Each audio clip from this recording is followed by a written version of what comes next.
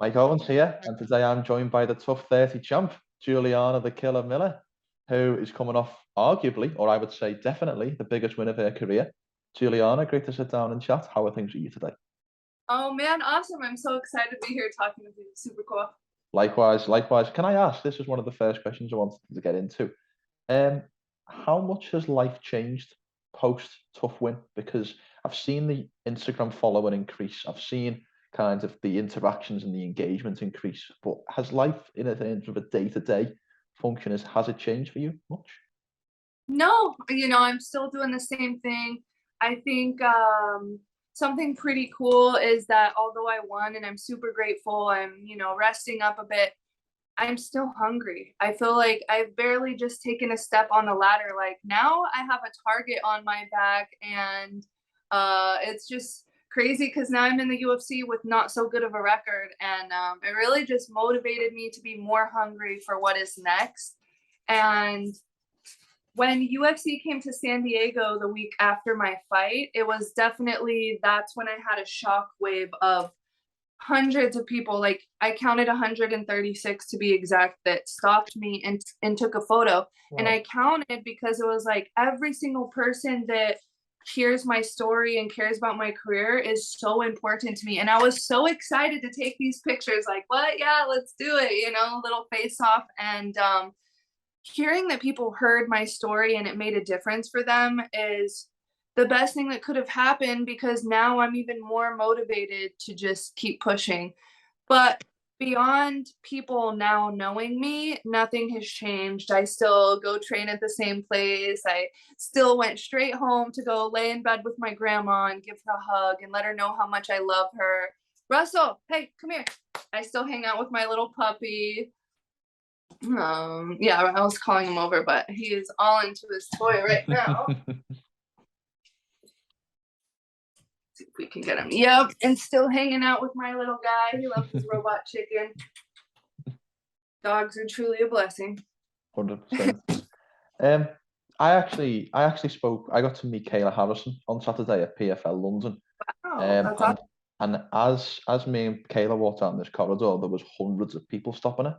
And I got the impression that she was, I don't want to say worn out of kind of the fan interaction, but I got the impression that you could see that maybe, the pressures of being the superstar maybe were taking its toll.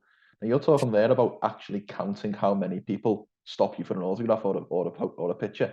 Do you anticipate you'll ever get to a point in your career where those pressures will, you'll feel those pressures, or do you think you'll always be appreciative of the fans? I mean, I definitely believe that I will always be appreciative of it, but there is something to sometimes fans become overwhelming. Like for instance, for me, that was my first time really having this big experience.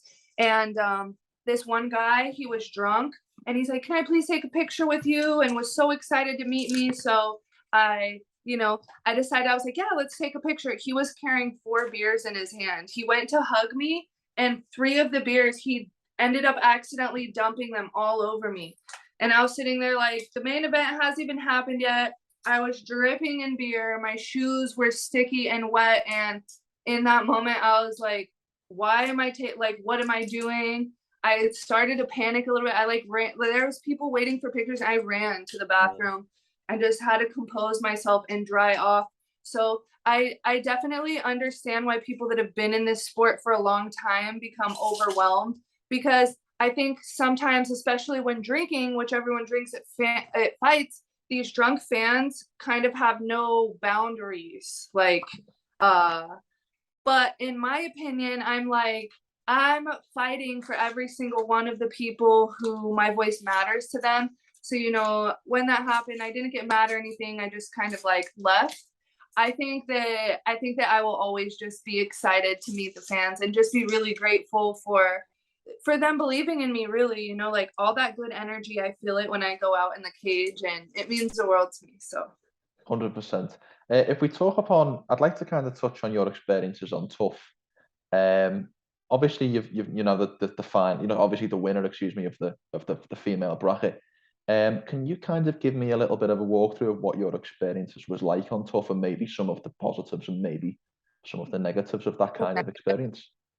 Yeah, TUF is a roller coaster. it's called TUF for the Ultimate Fighter, but it really is fucking tough. Like the name is in the experience.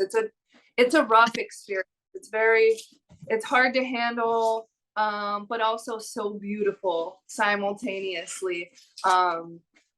It's kind of crazy. I ended up fighting Brogan because when in my first 24 hours in the house, our first night, it was already really hard to sleep. I was roommates with a girl named Chantel, who actually ended up going home early. And Chantel brought a scale and no one else did. And they hadn't brought a scale into the house yet. We had it in the bathroom. At 5 a.m, I woke up to our bathroom door being slammed and then someone moving the scale. Like when you move a scale in the bathroom, it's like you can hear it screeching. We've all had that experience. Like try to move it, hear the screech. So I woke up like, what the F? And Chantel's asleep next to me. So I'm like, who is in the room? Next thing I know, Brogan Walker comes walking out of our bathroom. Was like, sorry, just using the scale. And I was so upset. I literally looked at her and I looked at the alarm and I'm like, it's 5 a.m. You didn't ask to come into our room. You just came into our room, walked through our personal space, walked into our bathroom, used our stuff without asking. And immediately this kind of caused a rift between us because my personal space is important to me. But in TUF House, there's no doors. Anyone can walk into your room anytime and do whatever they want. And I just remember being so frustrated. And I was like, I'm not walking into your room, going through your clothes or your suitcase in the 5 a.m., you know? And from that moment, I was like, I want to punch this girl in the face so bad. And every time they're like, who do you want to fight? Who do you want to fight? I was like, Brogan. So it's like that was kind of my entry experience, is that you have no personal space and that people will just walk around you while you're sleeping. And I had a panic attack the next day because I hadn't slept and I was just like, you can hear everyone all the time. They hadn't brought any earbuds or anything yet. It's like I lived alone all of a sudden to living with 16 people who are walking back and forth in and out of your room wherever they want to go. And this was really difficult for me to adjust to. And it's a very real thing about Ultimate Fighter is not only do you not have your space because there's 100% of the time cameras in your face, there's a camera in the corner of your rooms, there's microphones everywhere, and then that's not the end of it. Then you have these girls that you're going to be fighting all up in your space 100% of the time. So that was kind of interesting for all of us to adjust to. As time went on, I got a little bit more comfortable in there. Chantel ended up going home and Hannah Guy became my roommate. And I must say, this was such a fun experience. Hannah and I love each other so much. She is just badass. And I think that I'm so blessed that I got a roommate I liked, because I cannot imagine being stuck in a room for 6 weeks with someone that you hate or don't trust or that you're potentially fighting, you know, because if Team Pena had won all the fights, I would have fought my own teammates. So it's like a thing. It's like you want to be friends with this person, but in the back of your head, you're like, am I going to fight you? And so it's like creating relationships became a little bit difficult. Oh man, so the first fight week passes and then it's our picks. And Juliana comes up to me and she's like, hey, so who do you want to fight? I named every single girl in the house except Claire. And she's like, oh, well, what about Claire? And I was like, yeah, I would rather fight anyone but her. I don't want to fight Claire again. And she looked at me and said, well, I just want you to know, I believe you won your first fight. And I think that it would be best for our team for you to face her again, because there's only one person we know that can beat Claire for sure. Who do you think it is? And I was like, she's like, you beat her once, you can beat her again. And I started tearing up, to be honest with you. I was like, okay, a little bit of backstory. Claire and I fought in Invicta 9 months prior to TUF. She fed me my only loss. I was undefeated in my amateur and pro in the beginning of my pro career. And she beat me to a decision. So I was scared to fight her again and lose again now in front of the whole world on a TV show. So this is just like my first fight. I'm in this crazy mental roller coaster of like, I have a fear of failure. So I was like, oh my God, I don't want to go in there and fail. Not to mention, Claire was Amanda's #1 pick. She is the biggest and the strongest girl in the house, in my opinion. And 100%, even throughout the finale, Claire was my toughest fight by far. So that was kind of a mental roller hurdle that I kind of had to jump over. But after gaining that win with Claire, I regained my confidence, and ever since, I'm just like so grateful that Juliana pushed me to be in this pressure cooker situation of fighting Claire and doing it first, getting that out of the way, so I didn't have to constantly think about this for the next 6 months. Yeah, so that was definitely rocky, but then ended up being the best thing ever. Fast forward 10 days later, I had my second fight against Caitlin Neal, which was a really incredible matchup. And I was actually really excited for it. I felt confident and composed and ready. And the way it worked is the absolute last fight night, we went home the next day. So it was not only the ending of your fights, but the end of the in-house TUF experience. And I think that could not have gone more smooth.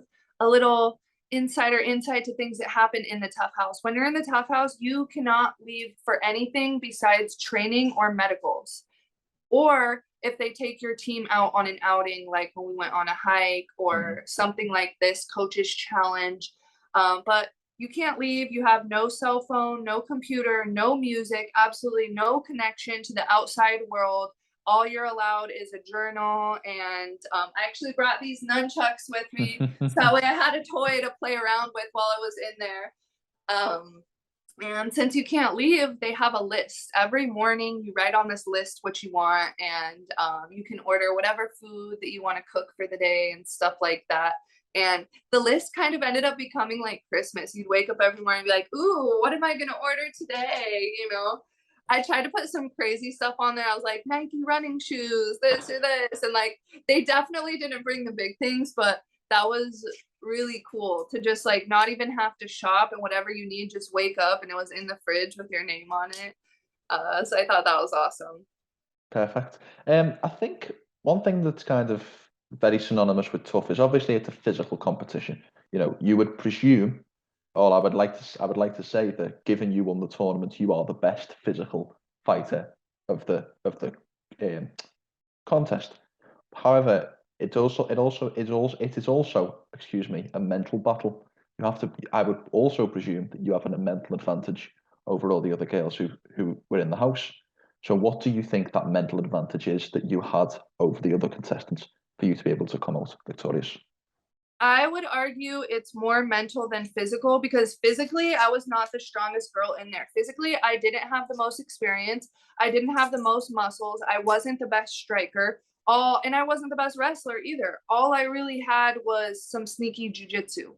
So for me, you can be physically the strongest person in the world, and somebody that has hella heart and they're emotionally sound can come in there and mollywop your butt all over the cage because of where they're at mentally.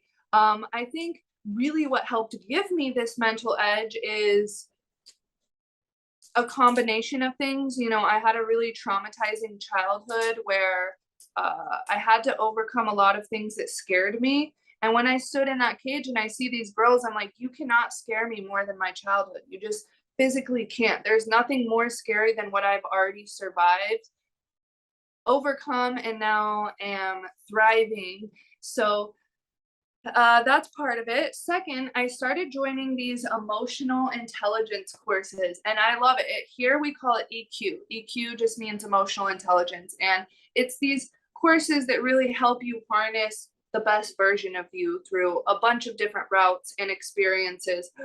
And through this, I started doing my affirmations, and I love these affirmations. I would wake up and go to sleep telling myself, I am the ultimate fighter. I'm the ultimate fighter. No one could stop me. No one could break me. This is my time.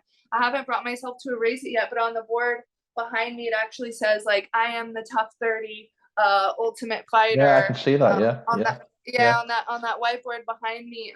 And so I was living and breathing a mental practice of being who I wanted to be. It wasn't just training 10 hours a day and killing my body. It was really preparing myself for what was to come in here. And I was surprised by like how weak Brogan felt, even though I knew how strong she is. And I definitely feel that she prepared for me to just rush at her. And as soon as I didn't rush at her, she's like, what do I do now? And I think that this mentally broke her. She was prepared for one instance. And then when I didn't do the one instance, she had no idea what to do. This tells me that like mentally her and her coaches didn't prepare for all levels of game. They weren't like, oh, well, maybe Miller's not going to rush at you because that's what we're saying we're going to capitalize on. So I think like preparation is key, both physically and mentally, and being prepared for any of the outcomes.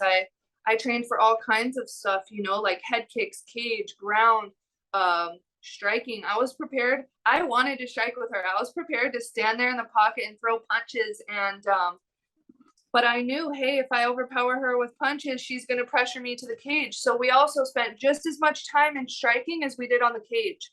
And then I knew, well, eventually it hits the ground. What am I going to do? So I spent time on that too.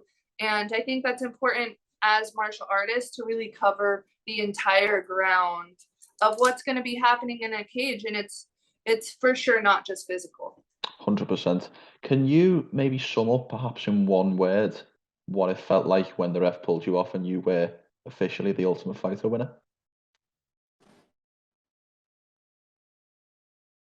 Freeing. Freeing? Yeah. May I ask why?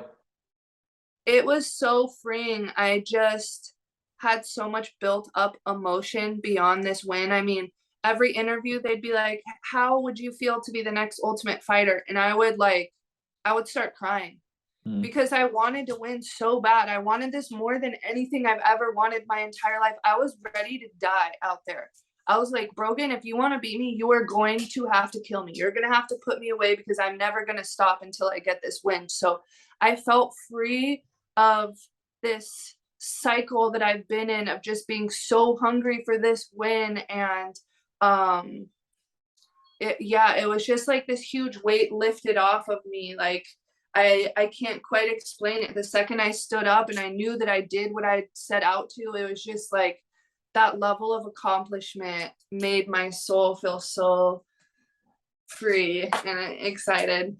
Fantastic. I did want to ask as well, because earlier on in the week I spoke with a former TUF contestant in Gillian Robertson, and she talked about how when she fought on the Ultimate Fighter finale card, she didn't really feel, because of the circumstance, like she'd actually made her UFC debut. Do you, in a similar way, feel like you've made your UFC debut, or do you feel like that's yet to come post TUF win? Yeah, I feel like it's yet to come. I got the UFC experience and everything like that, but I'm very hard on myself and I always feel underaccomplished. And I think that this keeps me incredibly hungry. Like, I don't feel like I've made it yet. I don't feel like my name is solidified in the division. I feel like people are like, oh, I have a target on my back for being the TUF winner, but I still feel disrespected in a sense by the division. Like my name doesn't really mean anything in this division yet. I haven't shown the world what I can do. I have so much more tools in my box that are yet to be seen. And even when I win my first UFC fight, I don't think that I'm gonna feel happy until I'm at the top level where I know that I belong. And it's just like, yeah, I'm like, my heart's starting to race fast. The more I think about it, I'm like, I want to be the best. Like, I want to be the world champion. I want to be the flyweight world champion. And until I'm well on my way, I don't think it'll really hit me that, you know, I'm here and I'm important in this division, and that more than anything, these girls respect me. Look, with the greatest of respect, Juliana, you're very, very young in your career. Only 5 pro fights on the record. Now you're now in the UFC. You're in the big leagues, but yeah, you know, chances are it would be fair to presume that your next opponent's going to have an advantage on you in terms of fights. You're probably going to have more fights than you. That's probably a likely scenario. How do you combat the lack of pro experience you have with now being in the premier organization in the UFC?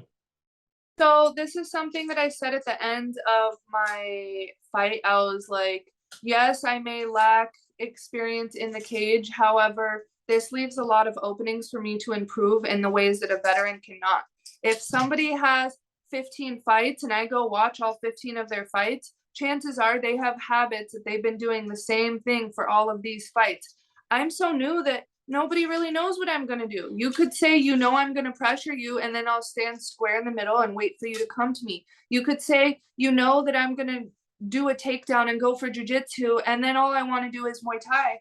I'm a kind of a wild card because of my lack of experience, and I'm underestimated for this factor, and I like it. I like being underestimated. I like it that people don't really know what I can do and they presume that I'm going to be the same every time. And then the element of surprise hits, like, oh my gosh, everything I thought was going to happen is now not happening. What do I do?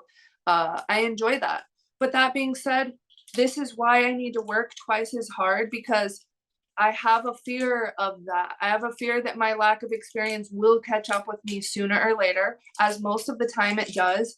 I'm going to be in there and a girl who's been in every single bad position, and me elbowing her on top isn't going to stop her, and I won't get the finish, and maybe she's going to get a sweep and now I'm getting elbowed in the face, and it can definitely turn into so much of a bigger war.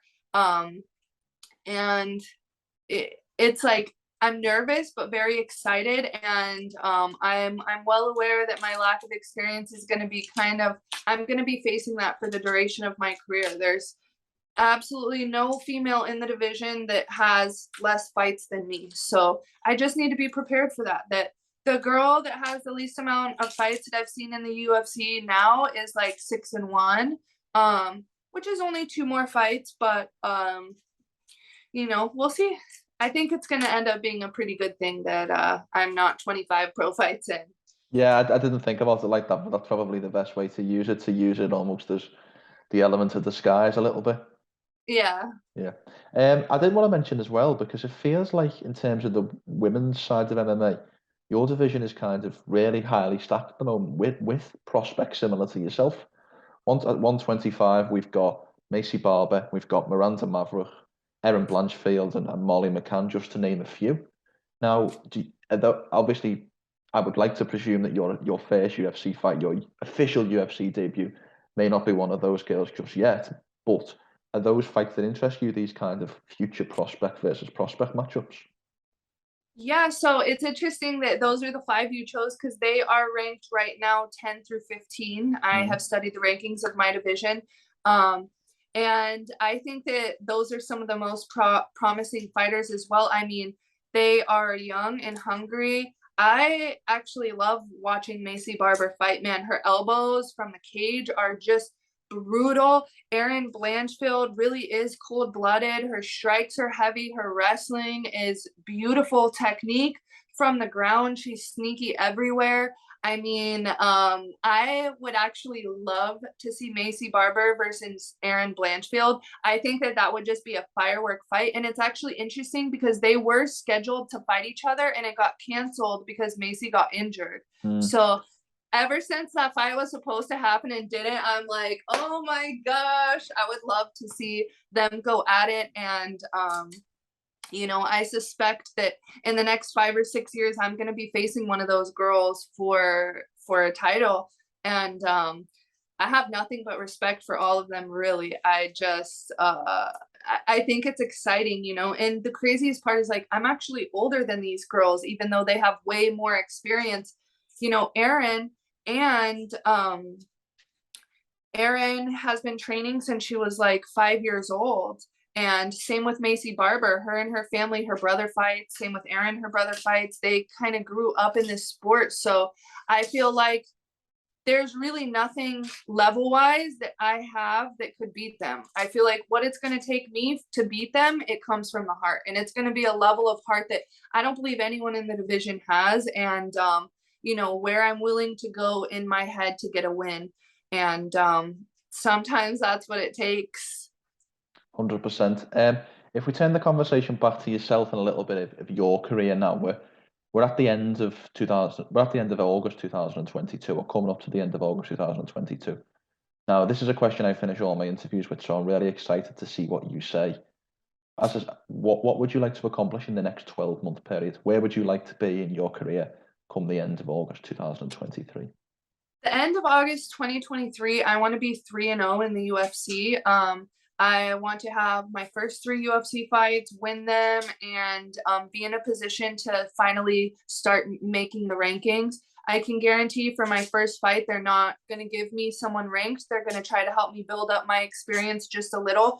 But I think that 2 or 3 fights in, I'll finally be in a mental and physical position to call out someone in the top 15, you know, maybe Tracy Cortez or Miranda Maverick. I don't know. I think that at this point in time, I'm not at a level to make any call outs because I haven't done anything in the UFC yet. So it's like, how can a nobody just call out somebody that's like ranked? That to me is very rude and disrespectful, and I respect these girls so much. So how about this?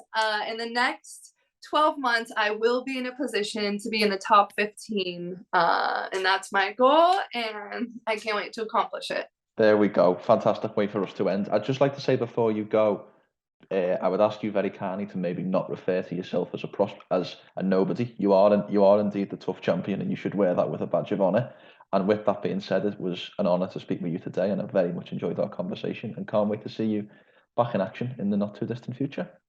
Thank you so much. I'm really grateful this experience, and I am so proud. You're right. You know, I am a champion and a future champion. I'm just gonna have to get used to it. 100%. Before we finish, Juliana, how can people find you on social media, and is there anything you'd like to say or sign off with? The floor is yours for the final word. Yes, first and foremost, I would like to say thank you so much to everybody watching. I am so grateful. Our entire sport is based upon the fans and people that love to watch. Without you, you know, and thank you to you for doing this interview. Without you guys, we wouldn't even have a sport, and that I cannot wait to go out and perform for you guys. I am absolutely going to put my best foot forward and give you a bloody show and be an exciting, entertaining fighter to you. I would like to say thank you to my team at 10th Planet San Diego. You mean the world to me. And if you'd like to follow my journey, you can follow me on Killer Miller MMA on Instagram or Juliana Miller on Facebook. And I'm going to make a Twitter here pretty soon, so I'll keep you updated on that. Make sure to subscribe to the LowKickMMA YouTube channel for all the latest news, event previews, and interviews with some of the biggest stars in MMA.